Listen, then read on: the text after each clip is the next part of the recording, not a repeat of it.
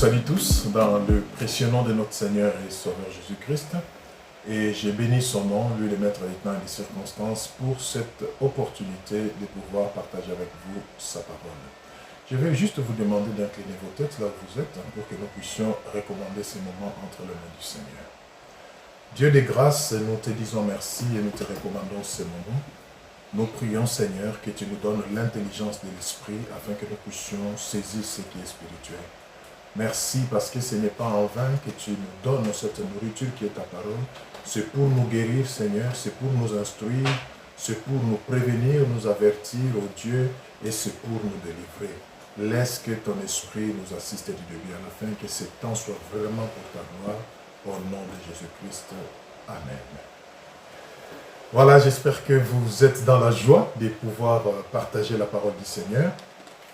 Nous voulons parler d'un thème important que le Seigneur nous a mis à cœur et que nous intitulons « Les stratégies de l'ennemi pour t'éloigner de Dieu ». Les stratégies de l'ennemi pour t'éloigner de Dieu.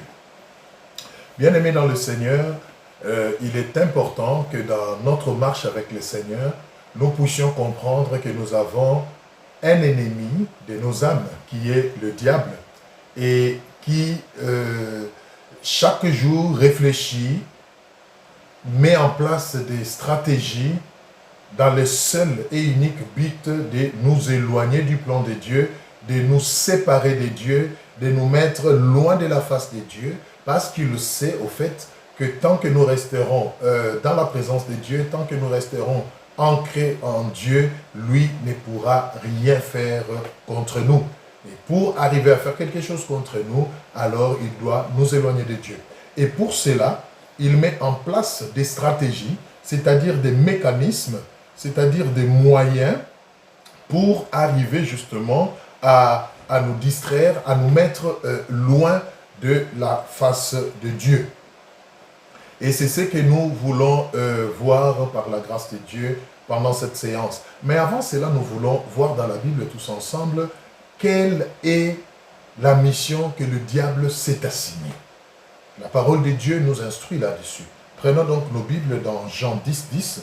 Nous allons voir effectivement quelle est la mission que le diable s'est assignée contre l'humanité que nous représentons. Donc, nous lisons Jean 10, 10. La Bible dit ceci. Je vous laisse le temps de trouver, comme ça on va lire ensemble. Jean 10, 10. Écoutez ce que la parole du Seigneur dit.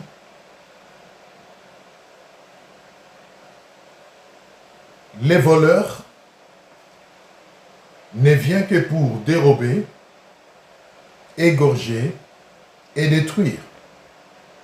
Moi, je suis venu afin que le brebis ait la vie et qu'elle soit dans l'abondance. Les voleurs ici, c'est l'ennemi, bien sûr, c'est Satan, c'est le diable, c'est notre ennemi juré. C'est celui qui en veut à nos âmes. Et la Bible dit qu'il ne s'est assigné que 3 choses. Voler, tuer et détruire. Voilà les 3 choses que le diable sait faire. En dehors de ces 3 choses, bien-aimés, qu'on ne vous dise pas le contraire, le diable, notre ennemi, ne peut rien d'autre. Mais nous voulons voir aujourd'hui de quelle manière il s'y prend. Parce que contrairement à ce qu'on nous représente souvent comme diable dans des images ou dans des illustrations, bien-aimés, nous devons aujourd'hui comprendre que ce n'est pas ça la vérité.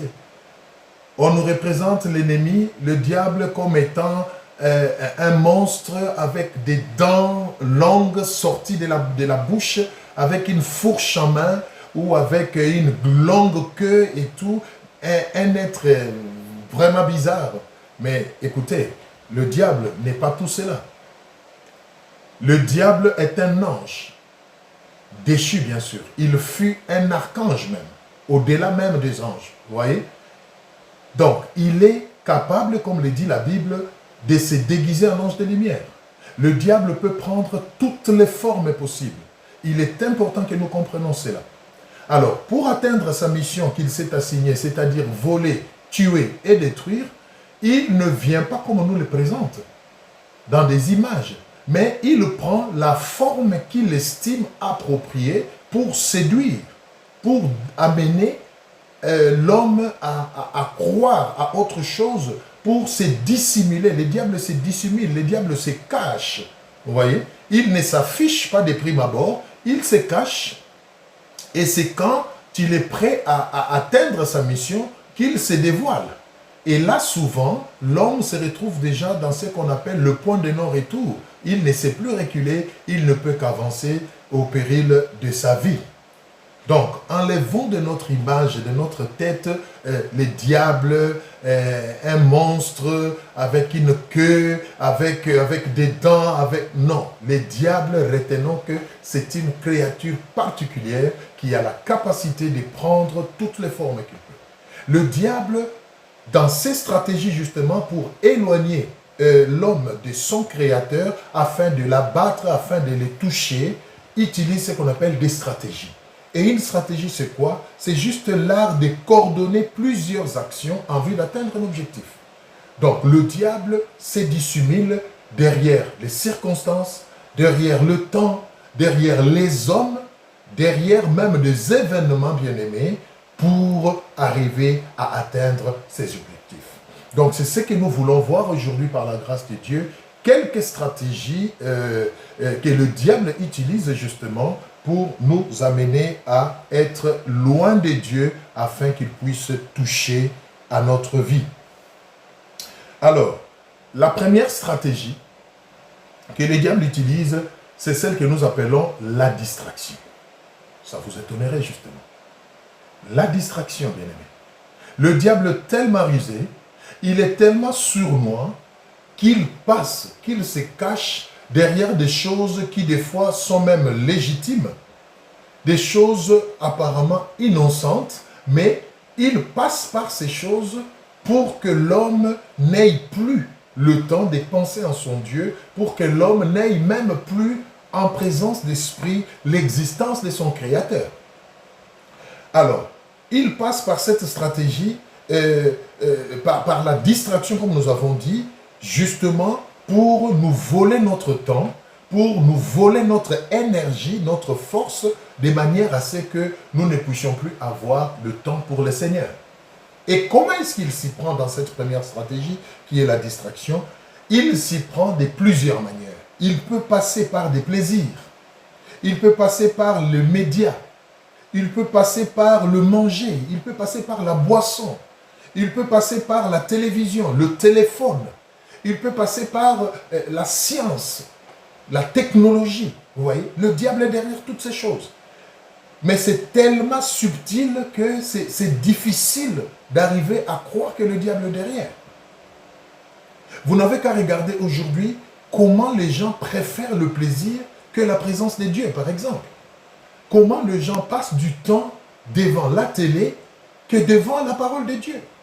Comment les gens sont beaucoup plus à l'aise et oublient même la notion des temps quand ils sont devant un très bon film qu'ils aiment, que quand ils sont dans un culte, par exemple, pour suivre un enseignement. Vous voyez? Ce sont des petites choses, quand nous commençons à les observer avec les yeux spirituels, nous nous rendons compte effectivement que c'est une stratégie surnoise du diable pour nous éloigner de Dieu. Et il le fait parce qu'il le sait.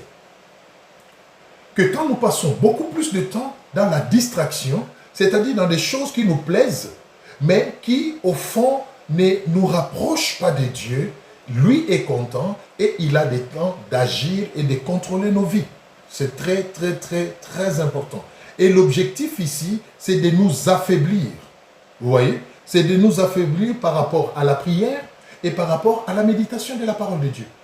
Donc, il nous plonge dans d'autres distractions, mais loin de la prière, loin de la parole de Dieu, parce qu'il sait qu'en restant dans la prière, en passant le temps dans la parole de Dieu, eh bien, nous connaîtrons le Seigneur beaucoup plus, nous connaîtrons la vérité, comme la Bible dit, vous connaîtrez la vérité vous affranchira. Il veut justement nous éloigner de cette vérité qui est la parole de Dieu.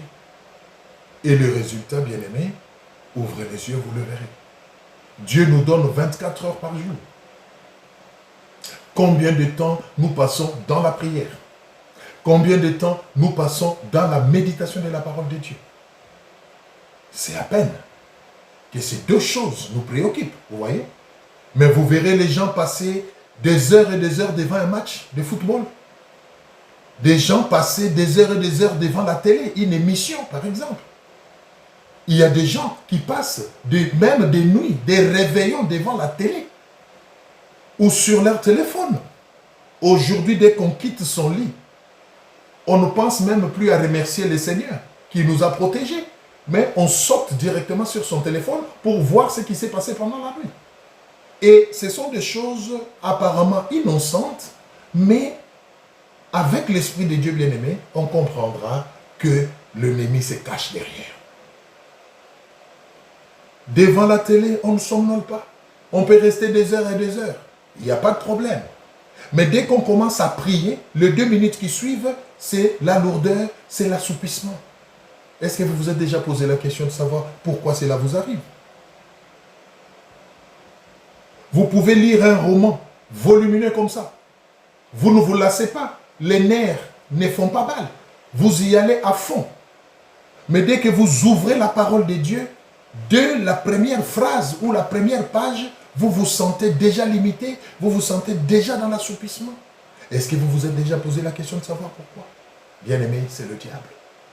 Il le sait que plus nous passons du temps dans la présence de Dieu, c'est-à-dire dans la prière, plus nous passons du temps dans la parole de Dieu, nous découvrons des choses, nous devenons libres et lui ne peut plus nous contrôler. Et pour nous contrôler, il nous épuise dans les accessoires, dans la distraction, de manière à ce que nous n'ayons plus assez de force ni de temps pour passer dans la présence de Dieu. Il est temps, bien-aimé, que nous puissions revoir toutes ces choses. Et la question est simple.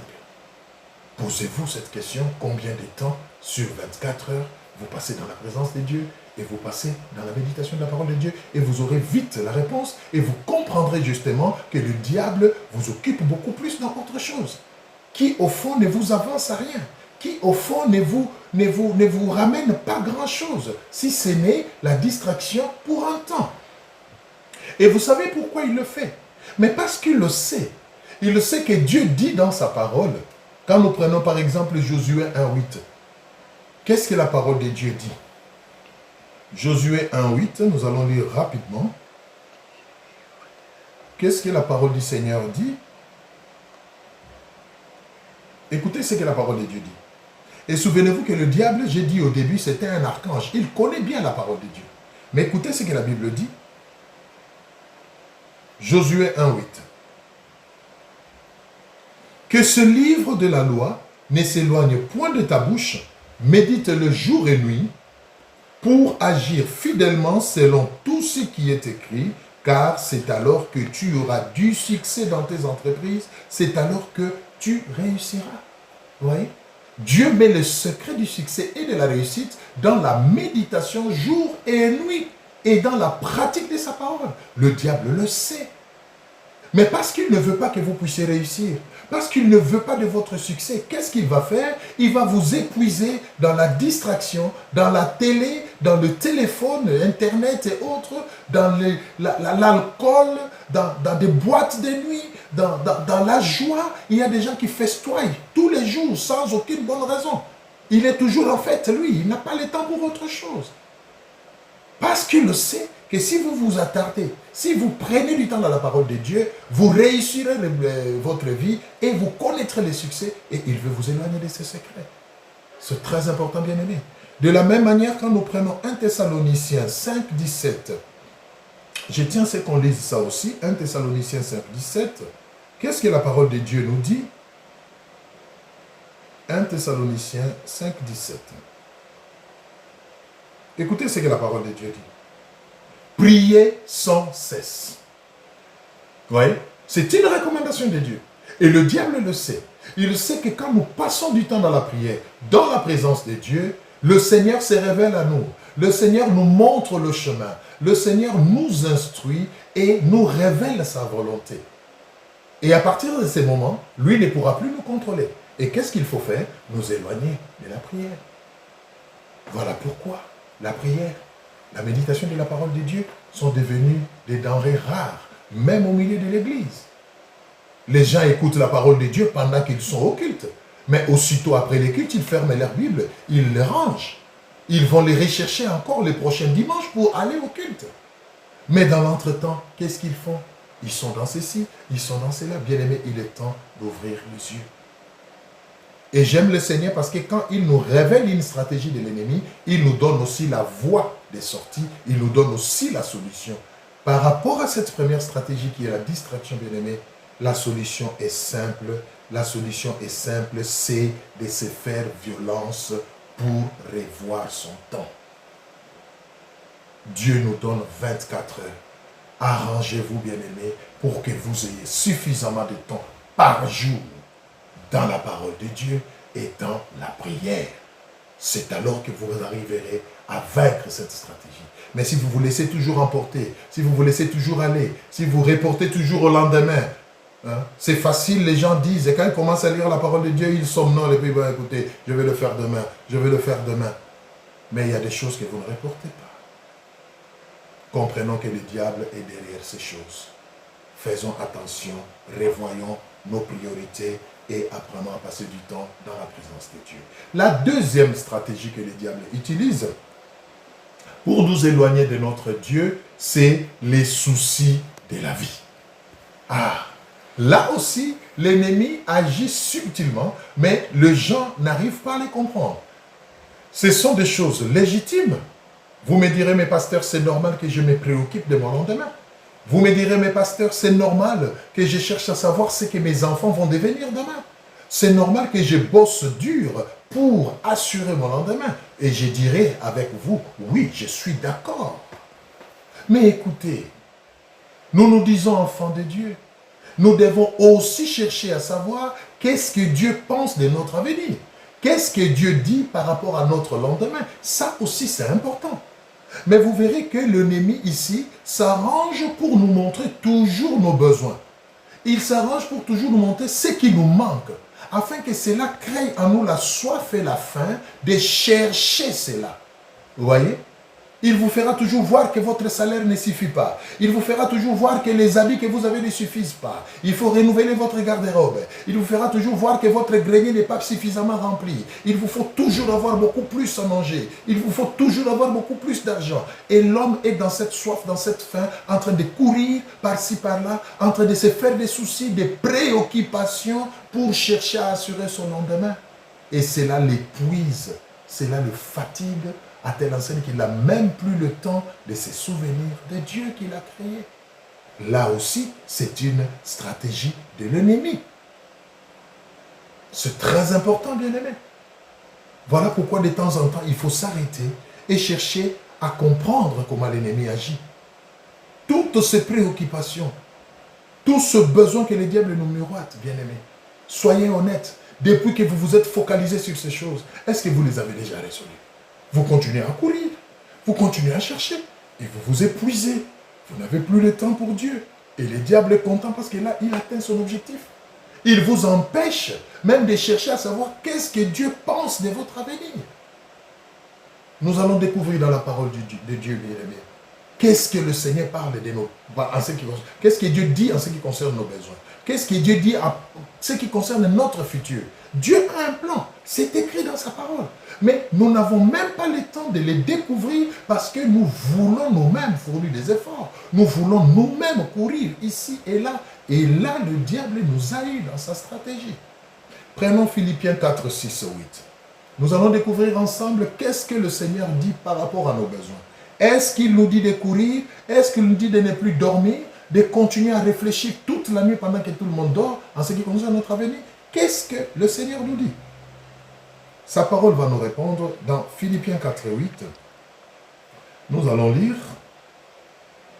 Philippiens 4, 8. Vous savez, j'aime la parole de Dieu parce qu'elle nous rend réellement libres, comme la Bible le dit. Écoutez ce que la Bible dit. Philippiens 4, 6. Ne vous inquiétez de rien, mais en toute chose, faites connaître à Dieu vos besoins par des prières, des supplications et des actions de grâce. Ne vous inquiétez de rien, mais en toutes choses, faites connaître à Dieu vos besoins par des prières, des supplications, avec des actions de grâce. Voilà ce que le Seigneur dit. Et quand nous prenons le verset 7, que j'aime beaucoup, « Et la paix de Dieu, qui surpasse toute intelligence, gardera vos cœurs et vos pensées en Jésus-Christ. » Vous voyez, c'est très, très important.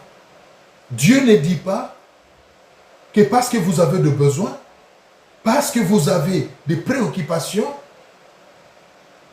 faites-vous des soucis, courez par-ci, par-là, agitez cieux et terre. Non, il dit, ne vous inquiétez pas, mais faites-moi connaître vos besoins par des prières, par des supplications et des actions de grâce. Mais l'ennemi nous empêche de découvrir ces choses. L'ennemi nous fait croire que nous devons sortir très tôt le matin, courir pour arriver à satisfaire nos besoins. Vous voyez? Quand nous prenons Matthieu 6, 27 à 34, toujours dans la même pensée, dans le même ordre d'idées, nous allons prendre Matthieu 6, 27, 34. C'est très important, bien aimé, que nous comprenions quelle est la volonté du Seigneur par rapport à nos besoins, contrairement à ce que l'ennemi nous fait faire. Matthieu 6, 27 à 34. La Bible dit ceci. J'aime la parole du Seigneur. Écoutez. Qui de vous, par ses inquiétudes, peut ajouter une coudée à la durée de sa vie? Et pourquoi vous inquiétez au sujet du vêtement? Considérez comment croissent les lits des champs. Ils ne travaillent ni ne filent. Cependant, je vous dis que Salomon, même dans toute sa gloire, n'a pas été vêtu comme l'un d'eux. Si Dieu revêt ainsi l'herbe de champ, qui existe aujourd'hui et qui, demain, sera jeté au four, ne vous vêtira-t-il pas à plus forte raison, gens de peu de foi? Ne vous inquiétez donc point et ne dites pas, que mangerons-nous, que boirons-nous, de quoi serons-nous vêtus? Car toutes ces choses, ce sont le païen qui le recherche. Votre Père Céleste sait que vous en avez besoin. Oh, c'est merveilleux, n'est-ce pas? Votre Père Céleste sait que vous en avez besoin. Bien aimé, ça peut vous paraître superflu, mais c'est la vérité. Dieu sait que vous devez manger. Dieu sait que vous devez vous vêtir. Dieu sait que vous devez dormir, c'est-à-dire avoir un toit. Dieu le sait. Et il vous dit lui-même, ne vous inquiétez pas de ces choses. Si j'ai nourri les oiseaux des cieux, si j'ai rêvé l'herbe du champ, et vous, que j'ai créé à mon image et à ma ressemblance. Et j'aime l'étonnement de Dieu. Il dit, gens de peu de foi. Oui, pour vaincre cette stratégie de l'ennemi qui est le souci de la vie, bien-aimée, le remède, c'est de vivre par la foi. Apprenons à vivre par la foi. À chaque jour suffit sa peine. Quand tu as à manger pour aujourd'hui, quand tu as une chemise à porter pour aujourd'hui, quand tu peux déjà faire quelque chose pour aujourd'hui, bien-aimé, fais confiance à Dieu. Demain, le Seigneur pourvoira. C'est important. Mais les diables nous bloquent dans les soucis. Il y a des gens qui n'ont même plus le temps de prier. Ils n'ont même plus le temps de rire, de jouir de la vie. Il réfléchit tellement par rapport à son avenir. Il réfléchit tellement. Et c'est légitime, il se console. Il ne se rend même pas compte que c'est le diable qui est derrière. Non, c'est le diable qui est derrière. Il veut vous éloigner de votre Dieu. Sachez que Dieu connaît vos besoins. Il veut vous satisfaire. Mais il vous demande de vivre par la foi. C'est très important. Très, très, très important. Alors, nous allons prendre une dernière stratégie. Comme je vous ai dit, la liste n'est pas exhaustive, mais nous prenons quelques stratégies. Nous allons prendre une troisième stratégie pour nous arrêter là. Le travail. Le travail, quelque chose de légitime. Vous me direz que même la Bible le dit, pasteur, que celui qui ne travaille pas ne mange pas. C'est vrai. Dieu n'aime pas les paresseux, c'est vrai. Dieu veut que nous puissions travailler. Mais bien aimé, quand le travail vous prend tout le temps, quand le travail devient votre passion, quand le travail devient votre orgueil, votre arrogance de la vie, sachez que vous êtes déjà tombé dans le piège de l'ennemi. Par cette stratégie, l'ennemi nous plonge dans notre travail, dans nos tâches, de manière à ne plus avoir le temps de faire autre chose. Vous voyez? Il y a des gens qui sont tellement plongés dans leur travail qu'ils n'ont même plus le temps de s'occuper d'eux-mêmes.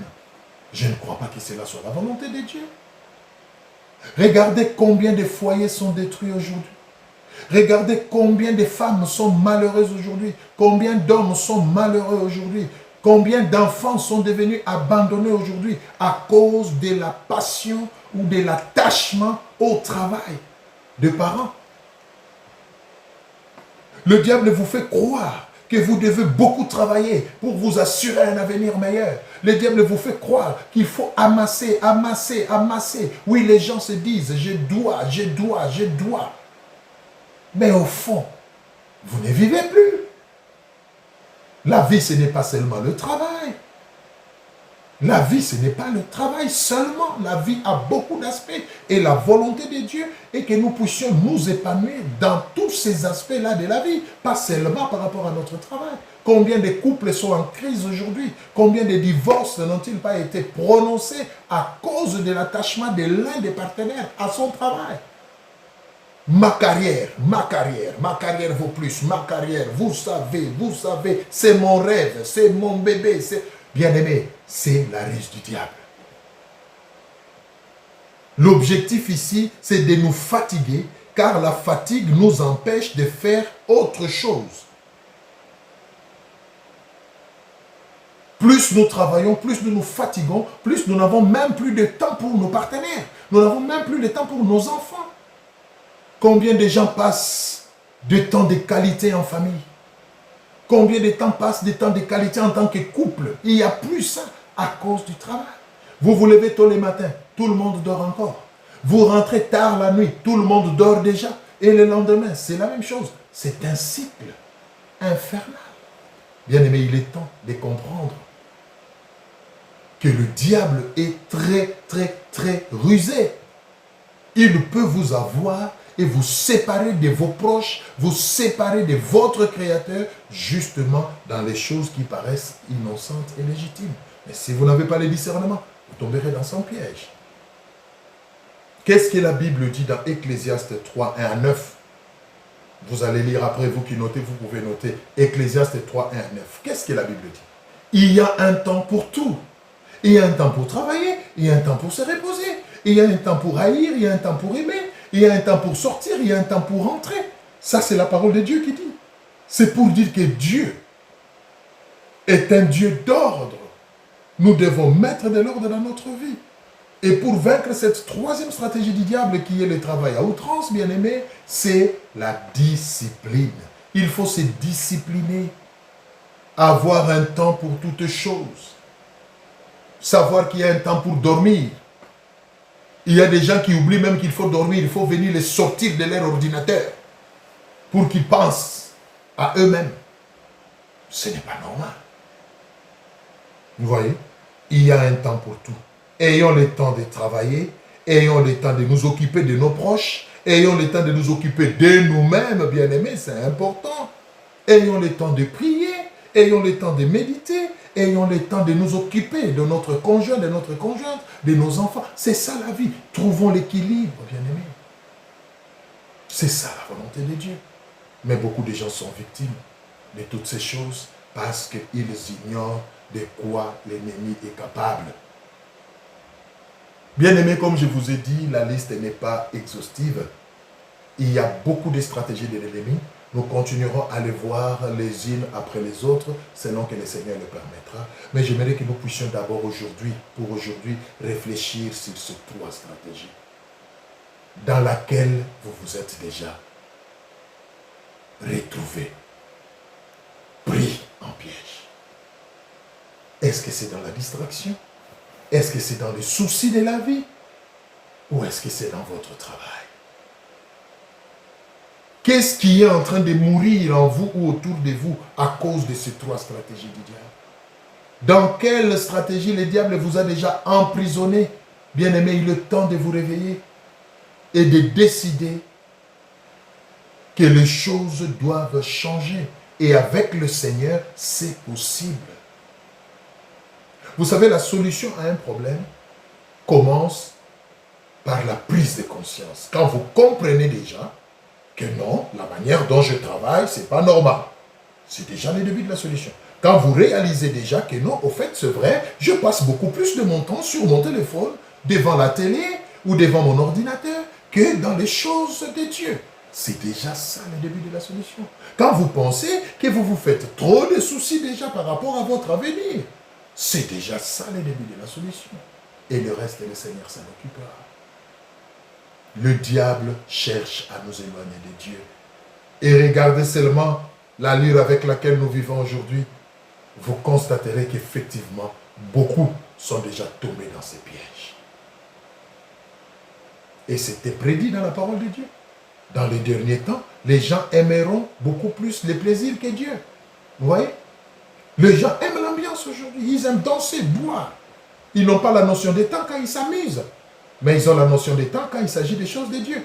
À l'église, c'est tout le monde qui regarde sa montre. Hein. Le pasteur a débordé. Hein. Là, il est temps. Mais dans une fête, dans une boîte de nuit, personne ne regarde sa montre. Hein. Devant la télé, en suivant la Coupe du Monde, personne ne regarde la montre. Hein. On souhaite même que les choses se prolongent et qu'elles ne s'arrêtent pas. Sortons de ces choses, bien-aimés. Le Seigneur a besoin de nous. Cette vie sur terre va s'arrêter un jour. Le diable le sait et il veut nous distraire pour que nous n'ayons pas le temps de nous préparer. Bien-aimés, l'éternité arrive. Jésus revient bientôt.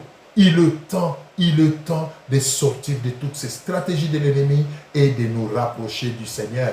Il est temps de tisser une relation intime, une communion profonde avec Dieu, afin que nous soyons dans ce monde, mais que nous ne puissions pas nous conformer à ce monde, car telle est la volonté de Dieu.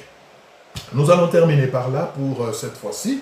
Comme je vous l'ai dit, je le répète, la liste n'est pas exhaustive. Nous aurons le temps, par la grâce de Dieu, de continuer encore avec cet enseignement quand le Seigneur le permettra. Mais j'aimerais que là où vous êtes, vous puissiez incliner votre tête. Ne fût-ce que par rapport à ce que l'Esprit de Dieu nous a dit aujourd'hui. Dans quoi vous vous retrouvez? Les soucis de la vie. Vous n'attendez rire que le jour où vous aurez un mari ou une femme. Vous n'attendez rire que le jour où vous allez trouver un bon travail. Les soucis de la vie. Non. Le Seigneur vous aime. Il veut que vous puissiez lui faire confiance. Inclinons nos têtes. Nous allons prier. Seigneur notre Dieu, je t'ai prie, ô Dieu, de toucher le cœur de mon frère et de ma soeur. La Bible dit, tu envoyas ta parole et ta parole les guérit. Seigneur, que ta parole guérisse le cœur. Que ta parole instruise tes enfants. Que ta parole délivre, ô Dieu. Je crois que la puissance de ta parole peut délivrer. Que tous ceux qui sont pris dans le piège de l'ennemi par rapport à leur travail, par rapport aux soucis de la vie, par rapport, Seigneur, à n'importe quelle distraction, qu'aujourd'hui ces liens-là soient coupés, que cette chaîne tombe, qu'ils sortent de tous ces pièges de l'ennemi et qu'ils comprennent que la vie c'est toi. Mais la faim et la soif de la prière, de la méditation de la parole de Dieu dans le cœur de tes enfants, et laisse que leur vie puisse prospérer ensemble avec toi. Je te bénis parce que tu vas le faire pour ta gloire et à toi seul. Au nom de Jésus-Christ. Amen. Voilà, que le Seigneur vous bénisse.